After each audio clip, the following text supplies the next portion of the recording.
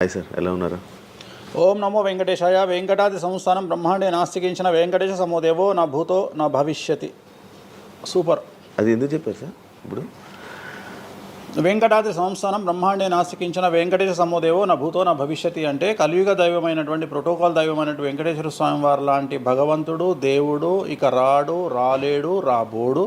అలాగే ప్రపంచం మొత్తంలో తిరుమల లాంటి ప్రదేశము ఎక్కడా ఉండదు, అక్కడ ఉన్నంత మనశ్శాంతి ప్రపంచంలో ఎక్కడా ఉండదు అని దాని సారాంశం. దానికి ఇంటర్వ్యూకి సంబంధం ఏమైనా ఉందా? నేను ఫాలో అయ్యేది శ్రీ వెంకటేశ్వర స్వామిని, కామాఖ్య అమ్మవారిని. సో మనం ఏదైతే జనరల్గా మాట్లాడతామో ఆ మాట్లాడే సందర్భంలో ఈ జనరల్గా నాకు ఇప్పటి వరకు గత 20 సంవత్సరాల నుండి ఏ ఇంటర్వ్యూలో కూడా పేపరు పెన్ను ప్రిపేర్ అవ్వడము, పేపర్లు పెన్నులు పెట్టుకొని వచ్చి కూర్చోవడము అలవాట్లేదు.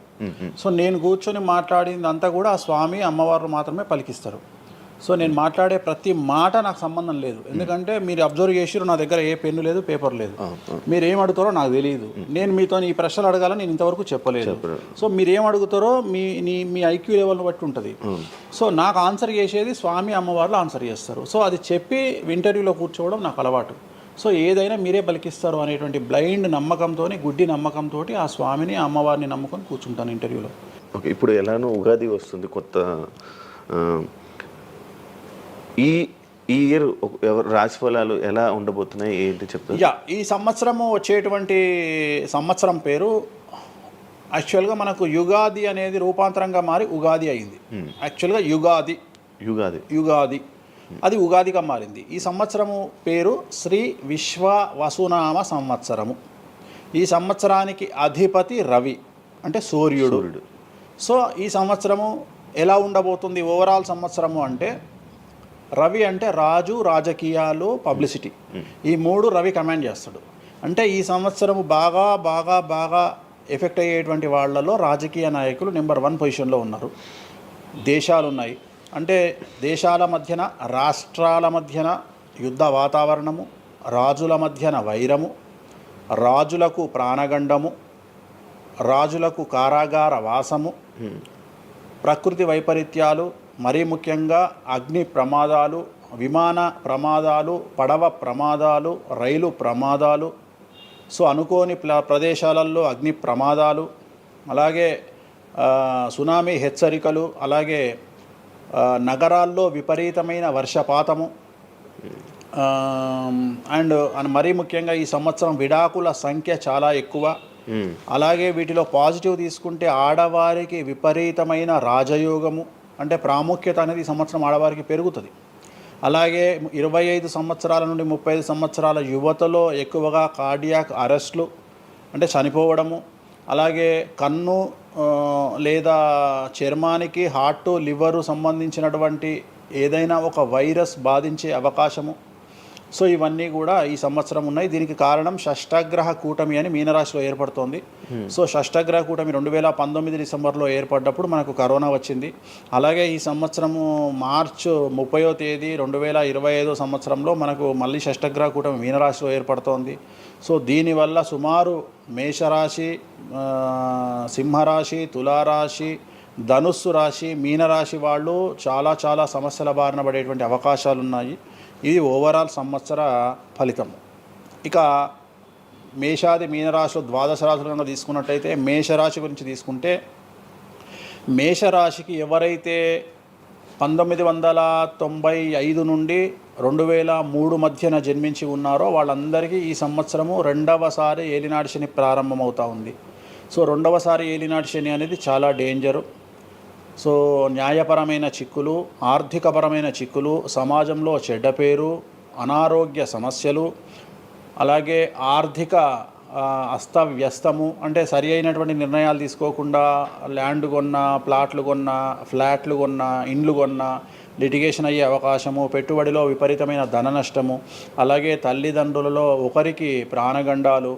సో ఇవన్నీ, అలాగే వీసాలు రిజెక్ట్ అవ్వడము, H1B వీసాలు క్యాన్సిల్ అవ్వడము, ఇండియాకు రావడం వేరే దేశం నుండి, ఉద్యోగం కోల్పోవడము, అలాగే ఆర్థిక నష్టము, ఇవన్నీ కూడా కనిపిస్తూ ఉన్నాయి ఈ సంవత్సరం మేషరాశి వారికి. మరి ఏం చేయాలా అంటే, నలుపు రంగు దుస్తులకు దూరంగా ఉండాలి.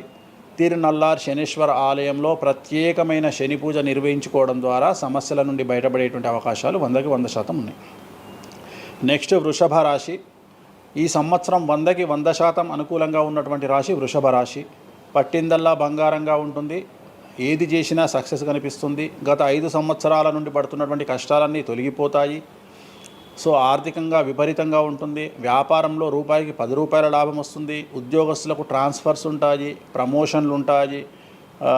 ప్రభుత్వ ఉద్యోగస్తులకు మ్యూచువల్ కింద భార్యాభర్తలు ఒకే ప్రదేశానికి వచ్చేటువంటి అవకాశాలు కనిపిస్తూ ఉన్నాయి. విద్యార్థులకు ఉత్తీర్ణత శాతం ఉంటుంది. అలాగే కోరుకున్నటువంటి యూనివర్సిటీలో ప్లేస్మెంట్స్ దొరుకుతాయి. అలాగే విదేశీ వీసాలు అప్రూవ్ అవుతాయి. రైతులకు 2 పంటలు అనుకూలంగా ఉంటాయి. కళాకారులకు మంచి కార్యక్రమాలు వస్తాయి. విదేశాల్లో కార్యక్రమాలు నిర్వహిస్తారు కళాకారులు. సో ఏ రకంగా తీసుకున్నా వృషభ రాశి వారికి అనుకూలమైన ఫలితాలు ఉన్నాయి, ఎటువంటి రెమెడీస్ అవసరం లేదు. నెక్స్ట్ మిథున రాశి. సో వ్యయ గురువు నుండి జన్మ గురువులోకి మారుతున్నటువంటి గురువు వల్ల విపరీత రాజయోగం అనేటువంటిది మిథున రాశి వారికి గోచరిస్తూ ఉంది. సో మిథున రాశి వారికి ఈ సంవత్సరం పట్టిందల్లా బంగారంగా ఉంటుంది. ఇంతకుముందు చెప్పినట్టుగా ఈ రాశికి కూడా 100కు 100% అనుకూలంగా ఉంది. మరీ ముఖ్యంగా రాజకీయ నాయకులకు అన్ఎక్స్పెక్టెడ్ పాజిటివ్ థింగ్స్ జరగడం ఈ సంవత్సరం గమనించాల్సినటువంటి విషయం. అవివాహితులకు వివాహయోగ సూచనలు, సంతానం లేని వారికి సంతాన యోగము, ఉద్యోగం లేని వారికి ఉద్యోగము, ట్రాన్స్ఫర్స్ కోరుకునే వారికి ట్రాన్స్ఫర్స్, అలాగే అన్ని రంగాల్లో పనిచేసేటువంటి వారికి ప్రభుత్వ ప్రైవేటు ఉద్యోగాల్లో ఉండేవారికి పాజిటివ్ థింగ్స్, ప్రమోషన్లు, ట్రాన్స్ఫర్స్, వ్యాపారస్తులకు అనుకూలతలు ఇవన్నీ కూడా కనిపిస్తూ ఉన్నాయి. స్త్రీలకు మరీ ముఖ్యంగా అనుకూలంగా ఉండబోతూ ఉంది. సో మిథున రాశి వారికి ఎటువంటి సమస్యలు ఈ సంవత్సరం లేవు. సో నెక్స్ట్ వచ్చే రాశి కర్కాటక రాశి. సో కర్కాటక రాశి వారికి సంబంధించి 100కు 90% అనుకూలమైనటువంటి ఫలితాలు ఉన్నాయి. 10% సమస్య ఏమిటి అంటే మే 9, 2025 నాడు గురువు వ్యయంలోకి వస్తూ ఉన్నాడు. మిథున రాశి ప్రవేశం అనేటువంటిది గురువు వ్యయంలోకి వస్తూ ఉన్నాడు. అది ఒక్కటే ఒక సమస్య కనిపిస్తూ ఉంది. సో 90% చాలా అనుకూలంగా ఉండబోతూ ఉంది. అష్టమ శని వెళ్ళిపోతుంది. 9వ ఇంట్లోకి శని భాగ్యస్థానంలోకి వస్తున్నాడు. సో అనుకూలమైనటువంటి ఫలితాలు ఉన్నప్పటికీ ఎవరైతే కర్కాటక రాశి జాతకులు 60 సంవత్సరాలు దాటి ఉంటారో వాళ్లకు సమస్యలు అనేటువంటివి, ఆరోగ్యపరమైన ఇబ్బందులు అనేటువంటివి కనిపిస్తున్నాయి. అలాగే తొందరపాటు నడక వల్ల, అంటే మెట్లు ఎక్కేటప్పుడు దిగేటప్పుడు నీరు ఉన్న దగ్గర నడిచేటప్పుడు జాగ్రత్తలు తీసుకోండి. ఎందుకంటే గురువు వ్యయం వల్ల కింద పడి కాళ్ళు చేతులు విరగొట్టుకునే అవకాశం ఉంది కర్కాటక రాశి వారికి. మరి రెమెడీ ఏమిటి అంటే ప్రతి గురువారం నాడు లెమన్ ఎల్లో షర్ట్ ధరించడం మగవాళ్ళైతే, ఆడవాళ్ళైతే లెమన్ ఎల్లో డ్రెస్సును ధరించడం వల్ల కర్కాటక రాశి వారు సమస్యల నుండి బయటపడతారు. నెక్స్ట్ సింహరాశి. సో సింహరాశి జాతకులకు అష్టమ శని ప్రారంభమవుతూ ఉంది. ఖచ్చితంగా అన్ని రంగాల వారికి, చిత్ర పరిశ్రమ వారికి, టీవీ రంగం వారికి, మీడియా రంగం వారికి, రాజకీయ నాయకులకు, వ్యాపారస్తులకు, అన్ని వర్గాల వారికి సమస్యలు ఉంటాయి. న్యాయ వ్యవస్థ పరంగా న్యాయపరమైన చిక్కులుంటాయి, సంచలనాలు నమోదవుతాయి. మీడియాకి ఎక్కే అవకాశం ఉంది. సమాజంలో చెడ్డ పేరు, తల్లి తండ్రి లేదా భార్య భర్త తరపున ఎవరికైనా వాళ్లకు ఆరోగ్యపరమైన ఇబ్బందులు ఏర్పడే అవకాశం ఉంది. కాబట్టి ఖచ్చితంగా ధన నష్టం ఏర్పడుతుంది. అప్పులు చేయాల్సినటువంటి పరిస్థితి గోచరిస్తూ ఉంది సింహరాశి వారికి. మరి రెమెడీ ఏమిటి అంటే తిరునల్లార్ శనీశ్వర ఆలయంలో ప్రత్యేకమైన శని పూజ నిర్వహించుకోవడం ద్వారా సమస్యల నుండి బయటపడేటువంటి అవకాశాలు కనిపిస్తూ ఉన్నాయి. సో నెక్స్ట్ వచ్చిన రాశి కన్యారాశి. సో కన్యారాశి వారికి 6వ ఇంట్లో నుండి శని వెళ్ళిపోతూ ఉన్నాడు. ప్రజెంట్ శని 7వ స్థానంలోకి వస్తూ ఉన్నాడు. సో చాలా అనుకూలమైనటువంటి ఫలితాలు ఉంటాయి. నూతన పదవి, నూతన ఉద్యోగము, ఉద్యోగంలో ప్రమోషన్లు, కోరుకున్న చోటకి బదిలీలు, వ్యాపారంలో అన్ని రూపాయలకు ఎక్కువగా సంపాదించడము, స్త్రీలకు కోరుకున్న దానికంటే ఎక్కువ ధనం రావడము, భార్యాభర్తల మధ్య అన్యోన్యత, విద్యార్థులకు ఉత్తీర్ణత శాతం పెరగడము, అలాగే విద్యార్థులకు వీసాలు ఏర్పడము, కోరుకున్న ప్లేస్మెంట్స్ దొరకడము, రైతులకు 2 పంటలు అధిక దిగుబడి రావడము, ఇవన్నీ కూడా కన్యా రాశి వారికి కనిపిస్తున్నాయి. రెమెడీస్ అవసరం లేదు. ఈ సంవత్సరం చాలా బాగుంది. నెక్స్ట్ తులారాశి. సో ఈ అన్ని రాశుల్లోకి అతి డేంజర్ రాశి, సమస్యల బారిన పడే రాశి తులారాశి. ఎందుకంటే షష్టగ్రహ కూటమి ఎఫెక్టు 6వ ఇంట్లో, 6వ స్థానములో శని 6వ ఇంట్లో. సో తులారాశి అనేది అతి పెద్ద సమస్యను ఎదుర్కోబోతూ ఉంది. తులారాశి వారికి ఆర్థికంగా విపరీతమైనటువంటి రాబడి ఈ సంవత్సరం ఉంటుంది.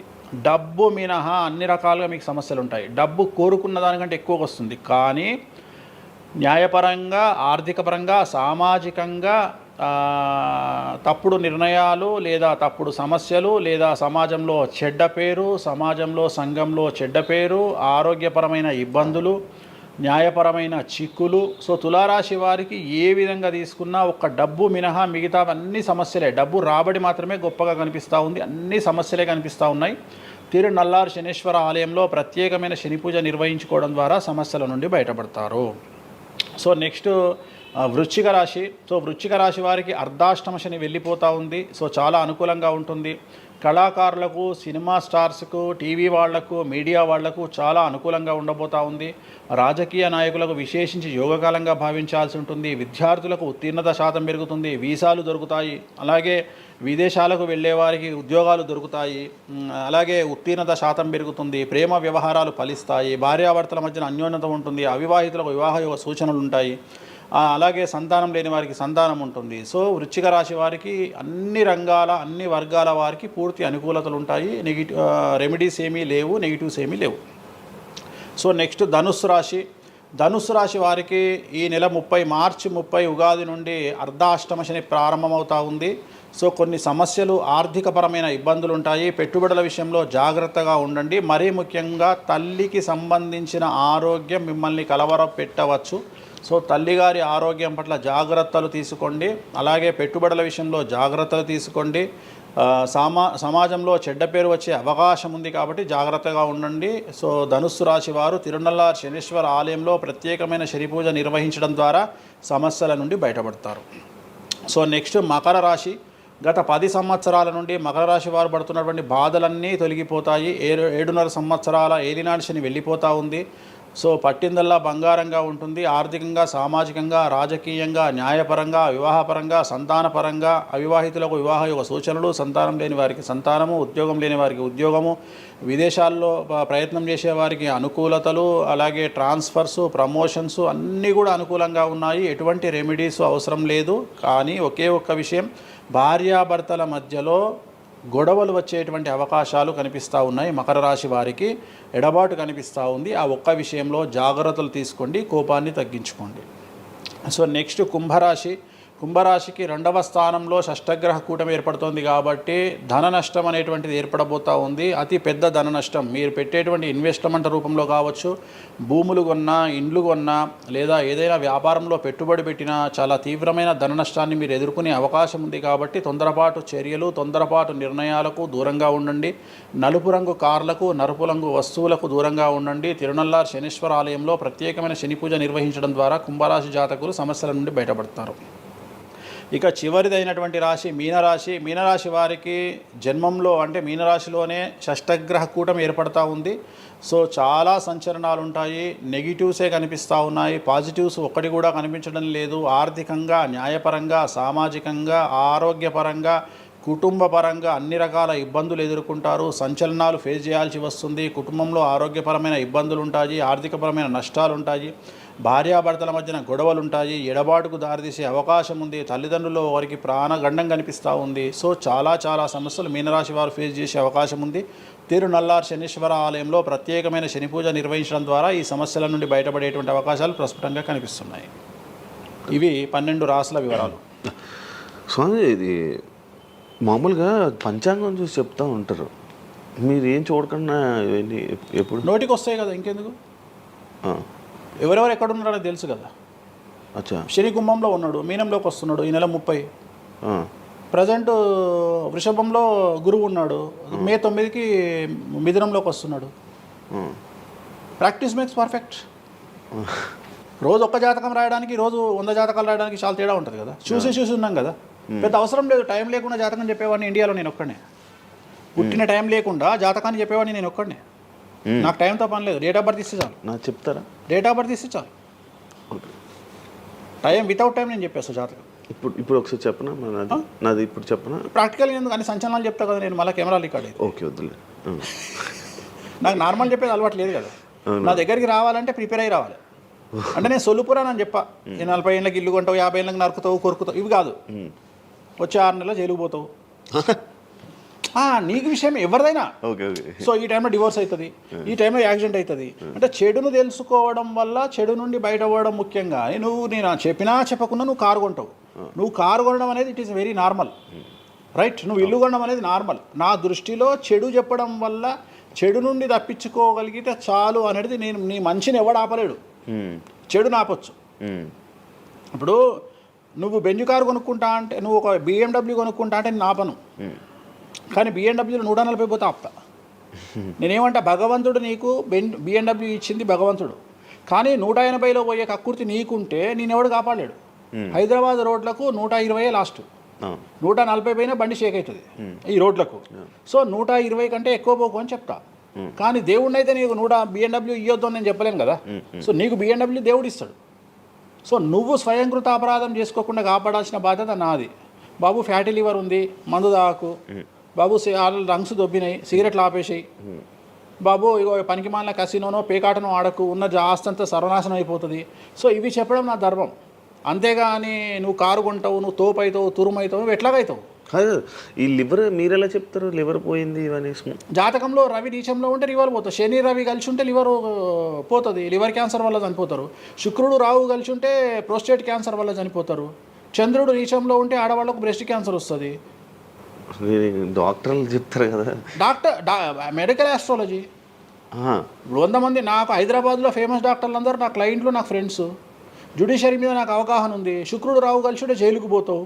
వాళ్ళు ఏం పోతే మీరు చెప్తుంటారా డాక్టర్లు? డాక్టర్లు ఇప్పుడు నువ్వు డాక్టరు, నువ్వు నాకు ఏం అడుగుతావు అంటే, నీ క్లయింట్ డేట్ ఆఫ్ బర్త్ నాకు ఇచ్చి నువ్వు నన్ను అడుగుతావు ఈయనకి ఏ క్యాన్సర్ వచ్చే అవకాశం ఉంది అంటే, నేను ఒక 3 ఆప్షన్లు చెప్తా. 3 ఆప్షన్లు చెప్పినాక నీ క్లారిటీ వస్తుంది. నేను చెప్తా ఈయనకు ప్రోస్టేట్ క్యాన్సర్ వస్తుంది అని చెప్తా. ఎస్, ప్రోస్టేట్ క్యాన్సరే స్టేజ్ 2లో ఉన్నాడు అని చెప్తావు. ఆయన చెప్తాడు. చెప్పినాక ఈయన ఎన్ని రోజులు బతుకుతాడు డాక్టర్ స్వామి గారు అని అడుగుతాడు. అడిగితే నేను ఆయన డేట్ ఆఫ్ బర్త్ని బేస్ చేసుకొని ఇక ఇన్ని రోజులు బతుకుతాడు అని చెప్తా. సో ట్రీట్మెంట్ వల్ల ఈయనకి ఏమైనా బెనిఫిట్ అయ్యే అవకాశం ఉందా అని అడుగుతాడు. అంటే అవుతుంది అని చెప్తా. ఎన్ని రోజులు బతుకుతాడు, ఇన్ని రోజులు బతుకుతాడు ట్రీట్మెంట్ చేస్తే.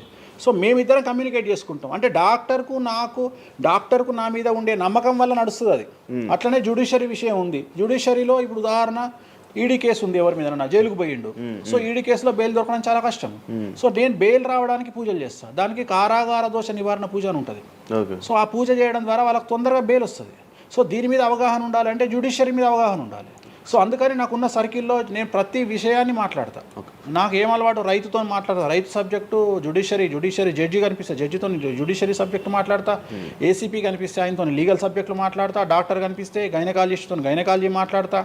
ఇప్పుడు ఉదాహరణ, నువ్వు ఇంత మాట్లాడుతున్నావు, నీకు అమ్మాయిల గురించి అవగాహన లేదు, అమ్మాయిల నెలసరి మీద నీకు అవగాహన లేదు. నాకు పూర్తి అవగాహన ఉంది. నా తల్లి, చెల్లి, అత్త, బిడ్డ అందరికీ సంబంధించి 4 రోజులు ఎందుకు టెన్షన్లో ఉంటారో నాకు తెలుసు. నెలసరిలో వాళ్ళని డిస్టర్బ్ నేను చెయ్యను. నా పెళ్ళం నా మీద అరిసినా మూసుకొని కూర్చుంటా, అంతేగాని విడాకులు ఇస్తాను బెదిరియా. అట్లనే డ్యాన్స్ చేసే అమ్మాయికి ఎన్ని కష్టాలు ఉంటాయి. ఒక హీరోయిన్ గురించి చాలా మాట్లాడుకుంటాం. డేట్లో ఉండే హీరోయిన్ డ్యాన్స్ చేయాలంటే ఎంత కష్టం, తనకు కంఫర్టబుల్ జోన్లో ఉండదు ఫిజికల్గా. సో అట్లాంటి అమ్మాయిల గురించి, వాళ్ళ కష్టాల గురించి నాకు తెలుసు. అలాగే PCOD, PCOS అంటే ఏందో నాకు తెలుసు. సో హార్మోన్ ఇన్బ్యాలెన్స్ ఎందుకు వస్తుందో నాకు తెలుసు. వాళ్ళకు గడ్డాలు మీసాలు ఎందుకు వస్తాయో నాకు తెలుసు. వాళ్ళకు థైరాయిడ్ ప్రాబ్లమ్స్ ఎందుకు వస్తాయో నాకు తెలుసు. ఏ జాతకంలో ఏ గ్రహం ఎక్కడ ఉంటే ఎలా ఉంటుందో నాకు తెలుసు. అల్లు అర్జున్ లాంటి తోపు తురుము జైలుకి ఎందుకు పోయిండో నాకు తెలుసు. రేవంత్ రెడ్డి సీఎం ఎందుకు అయ్యిండో నాకు తెలుసు.